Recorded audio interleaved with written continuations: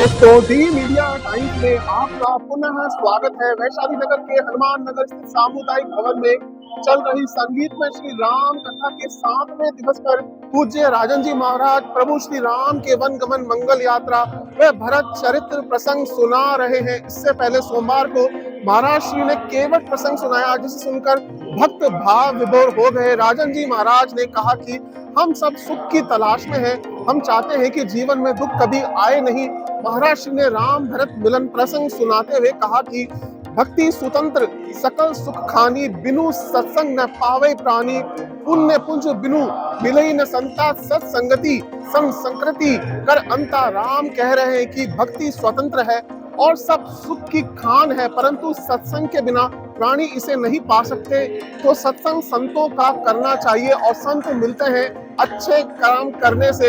इसीलिए जिन्हें सुख की तलाश है वो पहले भक्त बने।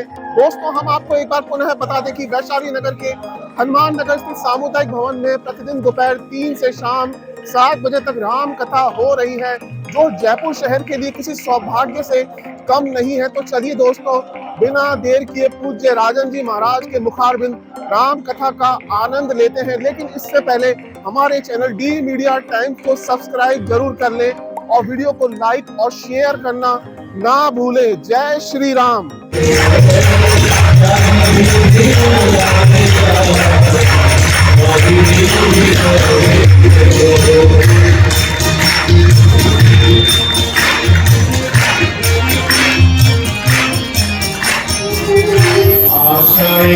राम जी से दूजी आशा छोड़ दे, राम जी से दूजी आशा छोड़ दे, आशा एक राम जी से दूजी आशा छोड़ दे, आशा एक राम जी से दूजी आशा छोड़ दे, माता एक राम जी से दूसरा छोड़ दे, माता एक राम जी से दूसरा छोड़ दे, साध संग राम रंग अंग अंग रंगिए, साध संग राम रंग अंग अंग रंगिए, राम रस चार करे, राम रस करिए, राम रस त्याग पाए, राम रस करिए, सीताराम सीताराम सीताराम करिए, राधे राधे राम वही गीत करिए, राधे राधे राम वही गीत करिए, राधे राधे राम वही गीत करिए, श्री राम जय राम जय राम, श्री राम जय राम जय राम,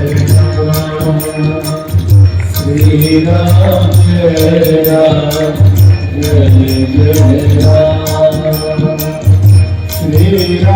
राम जय राम जय जय राम, श्री राम जय राम जय जय राम, श्री राम जय राम जय जय राम, श्री राम जय राम जय जय राम, श्री राम जय राम जय जय राम, श्री राम जय राम, रघुपति राघव राजा रघुपति राघव राजा रघुपति राघव राजा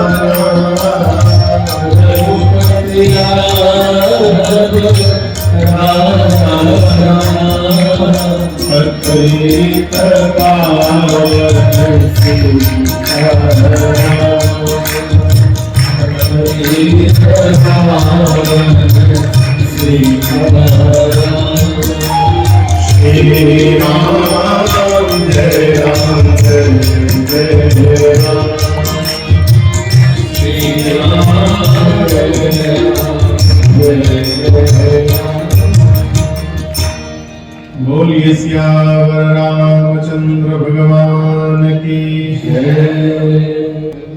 राम जी ने कहा वाल्मीकि ऋषि से, मुनिवर आप एक ऐसा स्थान बताइए जहां मेरे रहने से किसी ऋषि मुनि को कष्ट न हो जाए। अपने हाथों से कुटिया बनाकर वहां कुछ समय में रहना चाहता हूं। वाल्मीकि ऋषि मुस्कुराए, बोले साधु वचन, लेकिन मैं प्रश्न पूछता हूं राम जी, क्या आपके रहने से किसी को कष्ट होगा? मैं जानता नहीं हूं आप कौन हैं। राम ने पूछे, आप मुझे जानते हैं? वाल्मीकि ऋषि बोले, ठीक से जानता हूं, और केवल आपको नहीं, आपके भाई साहब और सीता जी को भी जानता हूं। आप तीनों कौन हैं? राम जी बोले, कौन है? वाल्मीकि ऋषि बोले, आप श्रुति से तुम पालक राम तुम जगदीश, माया जानकी श्रुति से पालक राम तुम जगदीश,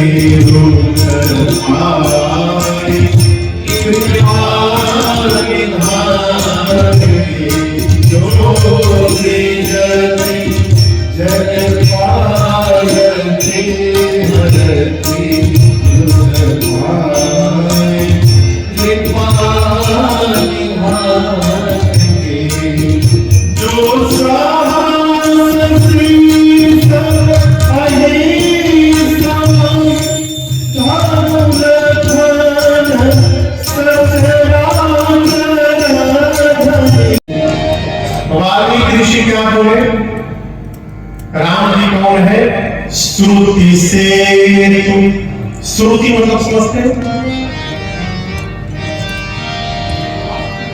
मेरा श्रुति माने वेद, वेद भगवान का नाम है श्रुति। तो कहते हैं वाल्मीकि ऋषि, हे राम जी, आप श्रुति से पालक राम तुम जगदीश। सेतु यानी ब्रिज। आप कोई भी ब्रिज बनता है ना, तो ब्रिज बनने के बाद किसी कंपनी को उस ब्रिज का मेंटेनेंस सौंपा जाता है, उसका टेंडर निकलता है कि आप 20 साल, आने वाले 50 साल तक आप इस ब्रिज, आपकी कंपनी इसका मेंटेनेंस देते हैं। तो कहते हैं वाल्मीकि ऋषि की वेद में, वेद की मर्यादा का जो पुल है, हे राम जी, आप उस पुल के पालक है, रक्षक है, यानी आप वेद की मर्यादा की स्थापना करते हैं। पालक राम तुम, क्यों? क्योंकि आप जगदीश हैं, आप भगवान हैं। और आपके बगल में जो सीता जी है, माया जानकी, ये आपकी माया है। और ये सीता जी ही राम जी आपके रूप को देख करके, रूप यानी इशारे को देख करके इस सृष्टि को जन्म देती है, उसका पालन करती है और अंत में विलय करती है। राम जी, आपके जो भाई साहब है लक्ष्मण जी, ये सहस्त्र शीर्ष शेष नारायण है, जिन्होंने मस्तक पर पृथ्वी को धारण किया है। आप तीनों देव कार्य करने के लिए मनुष्य का रूप धारण करके इस वन में लीला कर रहे हैं, दानवों का दमन करने आए हैं। राम जी, मैं आप तीनों को ठीक से जानता हूं।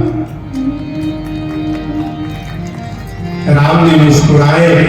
अब इसके बाद की बात बड़ी अद्भुत है। वाल्मीकि ऋषि कहते, राम जी देखिए, मैं जान रहा हूं, इसमें मेरी कोई महत्ता नहीं है, इस बात को ठीक से समझिएगा।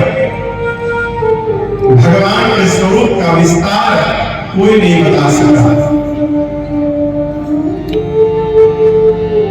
वेद वचन, वेद के कहने से आप पढ़े हैं, मुनि मन अगम, मुनियों के सोचने की शक्ति से आप बाहर हैं। आप राम जी वेद आपको नीति नीति कहते नहीं सकते। राम स्वरूप तुम्हार वचन अगोचर बुद्धि पर अभिगत अगत अपार नीति नीति नित। भगवान का स्वरूप दर्शन करिए। लोग कहते भगवान कहाँ है श्याम घन सलोना। अच्छा बताओ भगवान का रंग कैसा है? सांवला। कैसा सांवला? सांवला श्याम अंतर है थोड़ा। श्लोक आप लोग याद करिए। नीलांबुज श्याम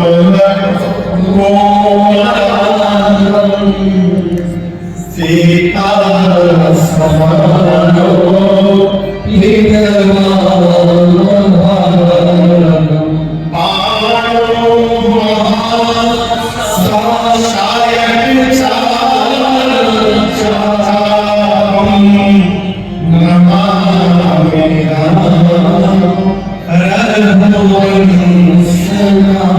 भगवान का शरीर का रंग कैसा है? नीलांबुज श्यामल। नीले अंबुज के समान श्यामल रंग है। कैसा है? नीले रंग का। भगवान का रंग कैसा है? नीले रंग का श्यामल, नील श्यामल। समझ में आई बात? आकाश का रंग कैसा है? ऐसा लगता है कि आकाश ही भगवान का शरीर है। ये भक्त की दृष्टि है श्याम घन सलोना। आकाश उसकी अलके, अलके बने आंख।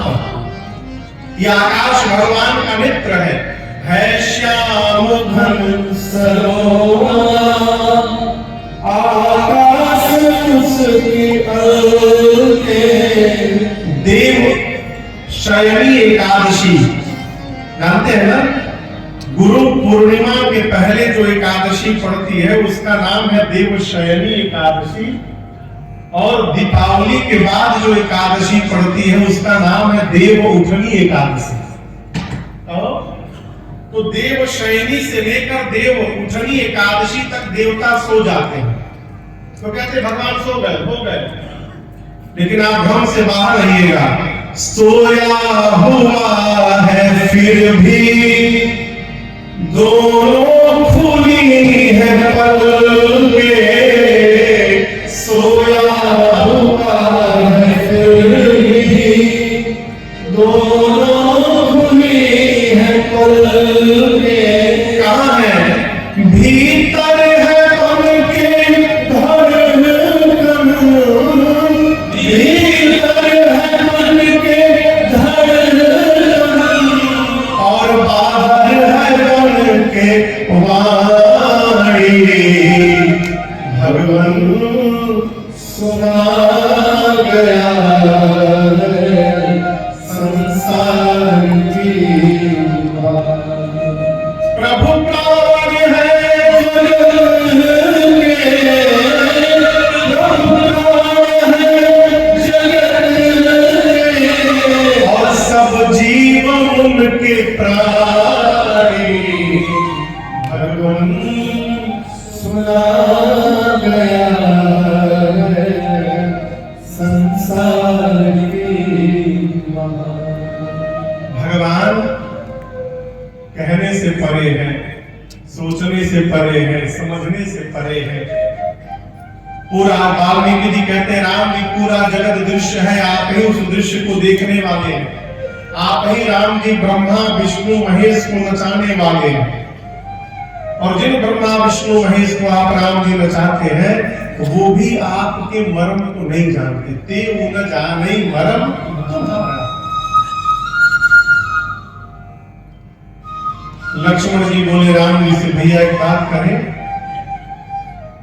आपके साथ मेरा जन्म हुआ है, बचपन से आपके साथ मैं रहा हूं, एक साथ बढ़े हैं, पढ़े हैं, खेले हैं, आज तक मैं आपका मर्म नहीं जान पाया। लेकिन रास्ते में जो मिल रहा है कह रहा है कि आपका मर्म जान गया। 3 दिन पहले केवट जी कह रहे थे मर्म जान गया, आज ये बाबा जी कह रहे कि मैं मर्म जान गया। सब जान गए, मैं नहीं जान पाया। राम जी लक्ष्मण जी से कहे कि पूछिए कैसे जान गए। लक्ष्मण भैया ने वाल्मीकि ऋषि से पूछा, आप इनका मर्म कैसे जान गए।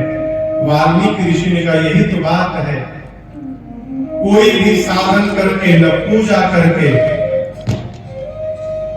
न तपस्या करके, न पढ़कर, न दर्शन करके, न यात्रा करके, कुछ भी करके भगवान को जाना नहीं जा सकता। इस बात को ठीक से समझिएगा। समाज में कई लोग हैं जो दावा करते हैं, आओ आओ हम भगवान को जन्मा देंगे। पहली बात तो समझिए, जो भगवान को जान जाएगा वो दूसरे को जन्माने लायक बचेगा ही नहीं। जिस दिन भगवान का पता मिल गया, जीव स्वयं लापता हो जाएगा, तो फिर दूसरे को कैसे जन्माएगा। जो कह रहा है कि आओ आओ हम भगवान को जन्मा देंगे, वो फंसाने के लिए बुला रहा है, जल्दी भागिए वहां से। वाल्मीकि ऋषि सिद्धांत देते हैं, राम जी आपको कोई जान नहीं सकता है। कौन जान सकता है। सोई जानई कौन, जेहि देहु जनाई और जाना तुम्हारी हुई श्री वाल्मीकि ऋषि कहते, राम जी आपको वही जान सकता है जिसको आप जन्माएंगे। पोथी पढ़ी पढ़ी जन्मा, पंडित भया न कोई हो। पोथी पढ़ने से भगवान यदि जानने में आते तो कौन बाकी रहता हो। भगवान को वही जान सकता है माई बाप जिसको भगवान जन्माना चाहे। भगवान जिसको जन्मा देना चाहे वो भगवान को जान जाएगा। अपने प्रयास से हम भगवान को जानने वाले नहीं हैं। इसलिए मेरी प्रार्थना है, जो कार्य अपने बस में है ही नहीं उसके लिए क्यों दिमाग लगाना। इसलिए भगवान को जानने का प्रयास न करिए, भगवान को मानने का प्रयास करिए। आपके अनुसार रहे, आपके कहने में रहे, आप उसको अपना सब कुछ समर्पित कर देते हैं, अपना बता देते हैं। बात थोड़ी कड़वी है। अपना बेटा यदि नालायक हो जाए, घर का सेवक यदि लायक रहे, तो आदमी जाते समय शादी बेटी को नहीं सेवक को सौंप करके जाता है। तो जानता है कि बेटे को सौंपूंगा तो ये एक रात में भी बर्बाद कर देगा। ये कथा कहती है कि अधिकार माना नहीं जाता है। यदि हमारा जीवन निष्ठा से परिपूर्ण हो जाए तो अधिकार स्वयं हमारे पास आ सकता है। कर्म के प्रति यदि हमारा ध्यान रहे, कर्तव्य करने वाले को लक्ष्य की प्राप्ति नहीं करनी होती, कर्तव्य करने वाले के पीछे पीछे लक्ष्य अपने आप दौड़ता है। कर्म करिए, निष्ठा से कर्म करिए। राम जी कहते हैं कि जो मेरा सेवक मेरे अनुशासन को मानता है, वो मेरा प्रियतम है। सोई सेवक प्रियतम मम सोई। कौन? मम अनुशासन माने कोई, जो भगवान की मर्यादा में रहता है, भगवान के बताए मार्ग में रहता है, उसको एक दिन भगवान कृपा करके अपनी ओर से अपने बारे में जवाब देते हैं और भगवान को जान लेता है। और आगे की बात और अद्भुत है। वाल्मीकि ऋषि कहते हैं आपको जानने के बाद क्या होगा। पहले तो कहते हैं जानेगा कौन? तो सोई जानई, वही जानेगा जे ही जिसको देंगे आप जिसको आप अपने बारे में जनवा देंगे वो आपको जान जाएगा। अब जान लेने के बाद क्या होगा? तो जानत तुम्हारी तुम्हें हो जा। भगवान को जान लेने के बाद जीव भगवान का हो जाएगा। इस बात को ठीक से समझिएगा। हंसी आती है मुझे जब कोई ये कहता है कि महाराज हमको भगवान ने दर्शन दिया है। हमको ये नहीं समझ में आता कि जिसको भगवान दर्शन दे दिए हैं वो 99 को 100 बनाने में कैसे लगा हुआ है।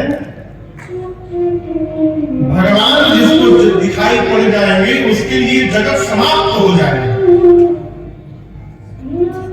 भगवान जिसको दिखाई पड़ जाएंगे उसके लिए जगत का व्यवहार समाप्त हो जाएगा। वो फिर जगत के लायक रहेगा ही नहीं, वो भगवान के लायक बन जाएगा, वो भगवान का हो जाएगा। इसलिए इस बात को समझिए, भगवान को जानने के बाद जीव भगवान का ही हो जाता है। जानत तुम ही हो जाए। फिर घर वाले, बात थोड़ी कड़वी है, घर वाले समाज वाले धीरे धीरे उसको पागल घोषित कर देते हैं कि पागल हो गया है? घर वाले पागल कहने लगे ना तो समझिए भगवान की कृपा हो रही है।